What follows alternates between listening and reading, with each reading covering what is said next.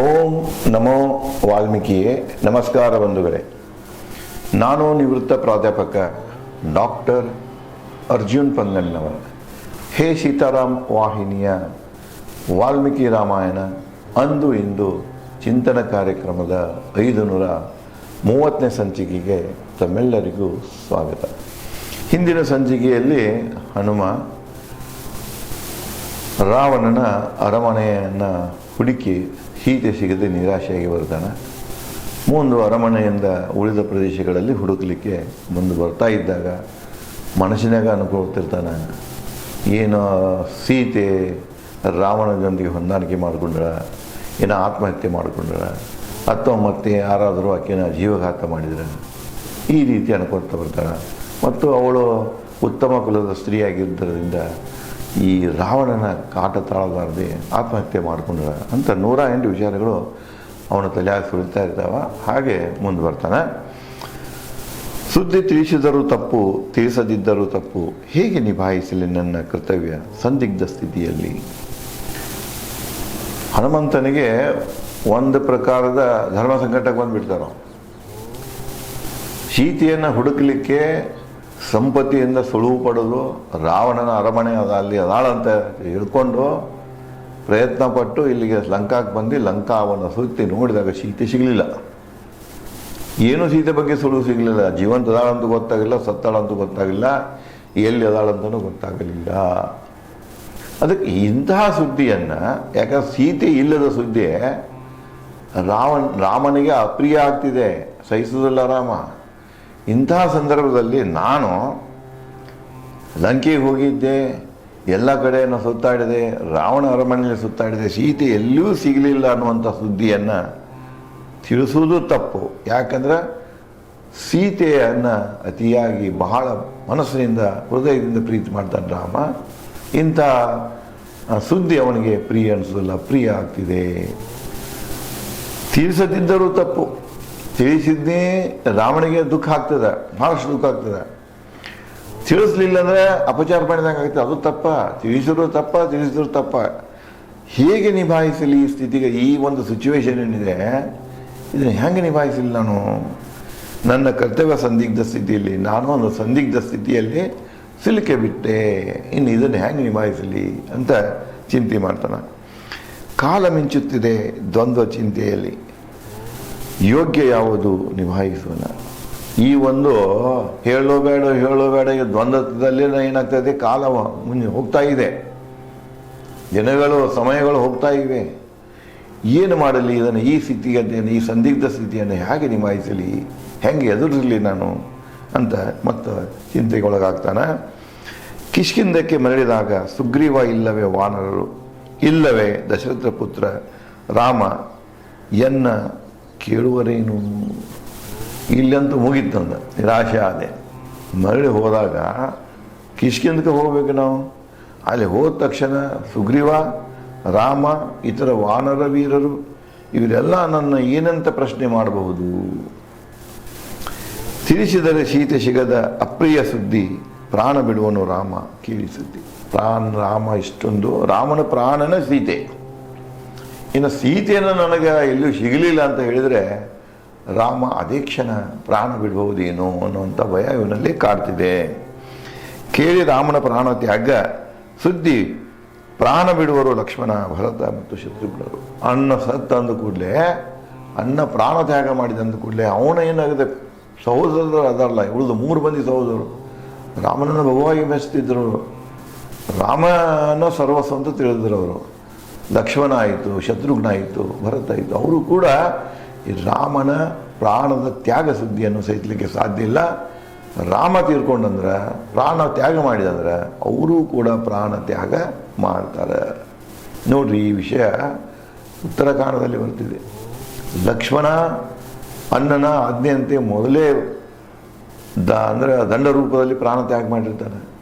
ಇನ್ನು ಉಳಿದವರಿಬ್ಬರು ಶತ್ರುಘ್ನ ಮತ್ತು ಭರತ, ಅಣ್ಣ ಜಲಸಮಾಧಿ ತಗೊಳ್ಳೋದನ್ನು ತಿಳಿಸಿದಾಗ ಅವರು ಕೂಡ ಅಣ್ಣನೊಂದಿಗೆ ಜಲಸಮಾಧಿ ತಗೊಳ್ತಾರೆ. ಅಣ್ಣ ಇಲ್ಲದ ಒಂದು ಕ್ಷಣನೂ ಇರಲಾರರು.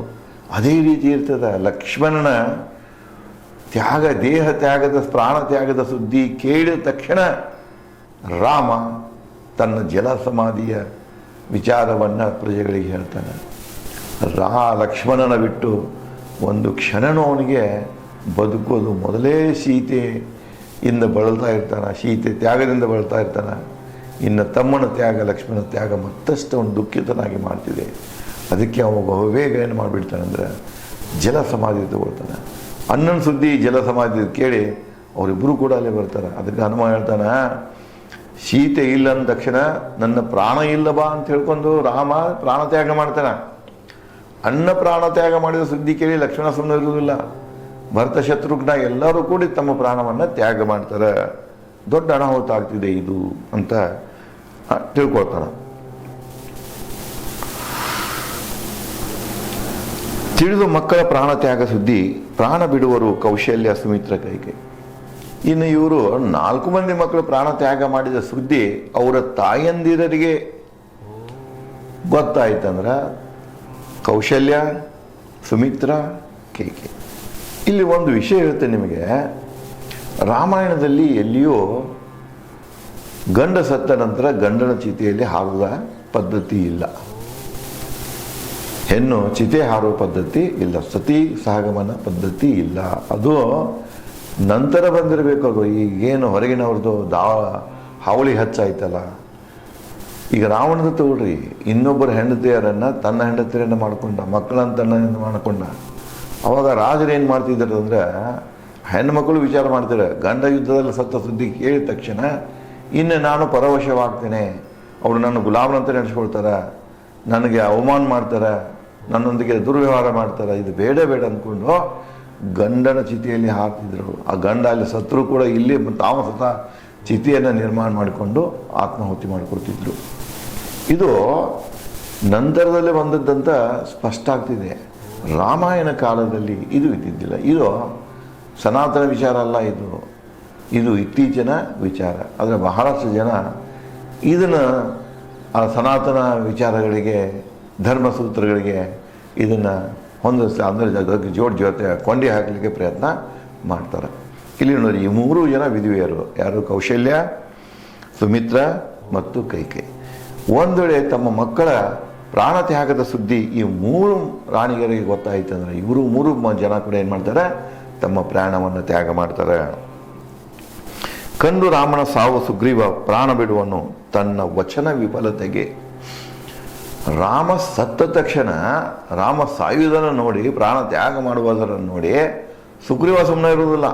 ಯಾಕಂದರೆ ಸುಗ್ರೀವ ರಾಮನಿಗೆ ವಚನ ಕೊಟ್ಟಿರ್ತಾನೆ, ನಾ ಏನಾರೇ ಮಾಡಿ ಯುದ್ಧ ಮಾಡಿ ಹುಡುಕಿ ಎಲ್ಲೇ ಇದ್ರೂ ಸಹಿತ, ಯಾರೊಂದಿಗೆ ಇದ್ದರೂ ಕೂಡ ನಾ ಯುದ್ಧ ಮಾಡಿ ಸೀತೆಯನ್ನು ನಿನಗೆ ಮರಳಿಸುತ್ತೇನೆ ಅನ್ನುವಂಥ ಒಂದು ವಚನವನ್ನು ಕೊಟ್ಟಿರ್ತಾನೆ. ಆ ವಚನ, ಆ ಮಾತು ಸೋತು ಹೋಯ್ತಲ್ಲ, ವಿಫಲ ಆಯ್ತಲ್ಲ ಅನ್ನೋ ದುಃಖದಿಂದ ಸುಗ್ರೀವನು ಕೂಡ ಪ್ರಾಣ ತ್ಯಾಗ ಮಾಡ್ತಾನೆ. ಮಾಡಬಹುದು ಅನ್ನೋದಿಲ್ಲ, ತ್ಯಾಗ ಮಾಡ್ತಾರ ಅಂತ ಅಫರ್ಮೇಟಿವ್ದಾಗ ಹೇಳ್ತಾರೆ. ಅಗದಿ ಇದರ ಅಗದಿ ಖಂಡತುಂಡವಾಗಿ ಹೇಳ್ತಾರೆ. ಇವರು ಮಾಡಬಹುದು ಅನ್ನೋ ಪದ ಇಲ್ಲ, ಇಲ್ಲಿ ಮಾಡ್ತಾರೆ ಅನ್ನುವಂಥ ಪದ ಇದೆ. ಕಂಡು ಪತಿ ಸುಗ್ರೀವನ ಪ್ರಾಣ ತ್ಯಾಗ ಮಾಡುವಳು ರೂಮ ಪ್ರಾಣ ತ್ಯಾಗ. ಸುಗ್ರೀವನ ಹೆಂಡತಿ ಯಾರು? ರೂಮ. ಗಂಡ ಪ್ರಾಣ ತ್ಯಾಗ ಮಾಡಿದಾಗ ಹೆಂಡತಿ ಕೂಡ ಏನು ಮಾಡ್ತಾಳ? ಪ್ರಾಣ ತ್ಯಾಗ ಮಾಡ್ತಾಳೆ. ಪತಿ ವಿರಹ ದುಃಖಿತ ತಾರಾ ಮಾಡುವಳು ಪ್ರಾಣ ತ್ಯಾಗ. ತಿಳಿದು ರೂಮ ಸುಗ್ರೀವರು ಸಾವು. ಇನ್ನು ತಾರಾ ಗಂಡನ ಮೊದಲು ಕಳ್ಕೊಂಡಿರ್ತಾಳ, ಆಕಿ ವಿಧವೆ ಇರ್ತಾಳ.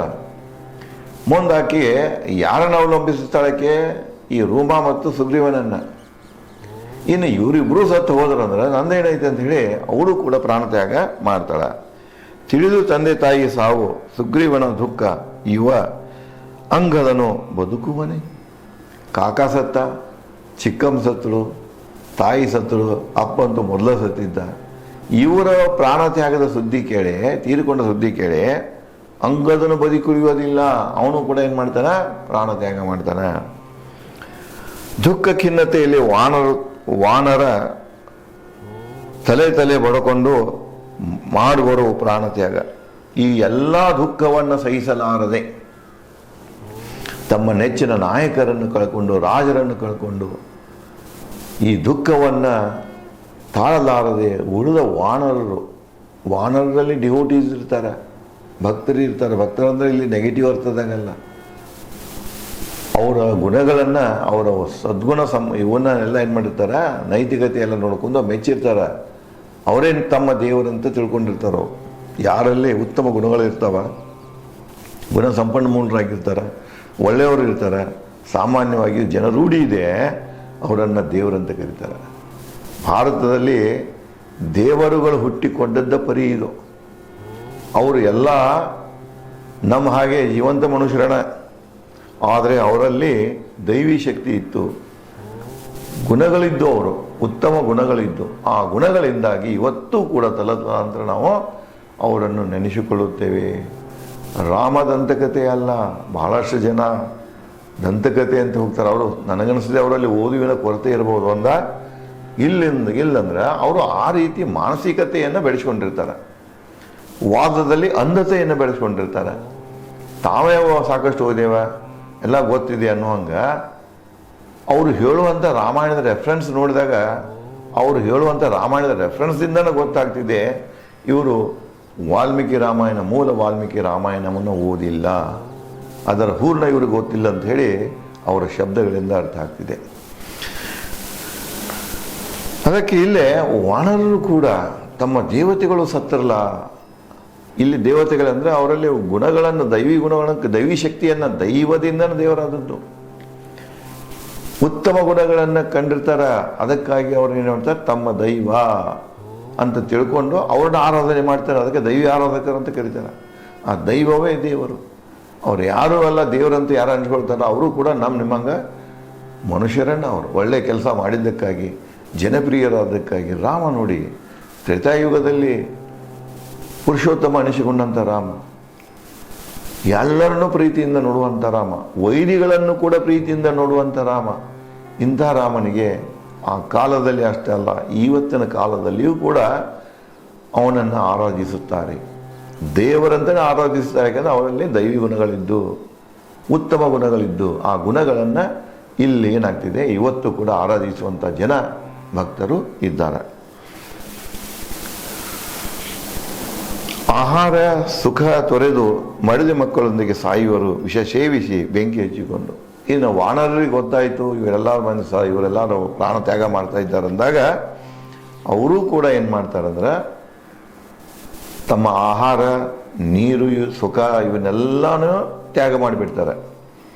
ತ್ಯಾಗ ಮಾಡಿ ತಮ್ಮ ಮಡದಿ ಮಕ್ಕಳೊಂದಿಗೆ, ಅವ್ರು ಅಷ್ಟೇ ಅಲ್ಲ, ಈಗ ನೋಡ್ರಿ, ಈಗ ಮನ್ಯಾಗ ಹಿರಿಯ ಸತ್ತಂದ್ರೆ ಹಿರಿಯಾಗ ದುಃಖಕ್ಕೆ ಸತ್ತಾಗ ಈಗ ಉಳ್ಕಿದವರು ಸಾಯೋದು ಸ್ವಭಾವನೆ ಇರ್ತದೆ. ಅವರು ಅದನ್ನು ತಡೆಯೋಕ್ಕಾಗೋದಿಲ್ಲ ದುಃಖವನ್ನು. ಅದಕ್ಕೆ ಅವರು ಕೂಡ ಏನು ಮಾಡ್ತಾರೆ, ಮಕ್ಕಳು ಮತ್ತು ಮಡದಿಯರು ಕೂಡ ಅವರೊಂದಿಗೆ ವಿಷ ಸೇವಿಸಿ ಸಾಯುವವರು, ಇಲ್ಲಾಂದರೆ ಬೆಂಕಿ ಹಚ್ಚಿಕೊಂಡು ಸಾಯುವರು. ಮರಳುವ ಮುನ್ನ ಯೋಚಿಸಲೇಬೇಕು, ನಾ ಇಕ್ಷವಾಕುವಂಶ ಮತ್ತು ವಾನರ ಕುಲ ಘೋರ ವಿನಾಶ ಸಂಭವಿಸುತ್ತದೆ.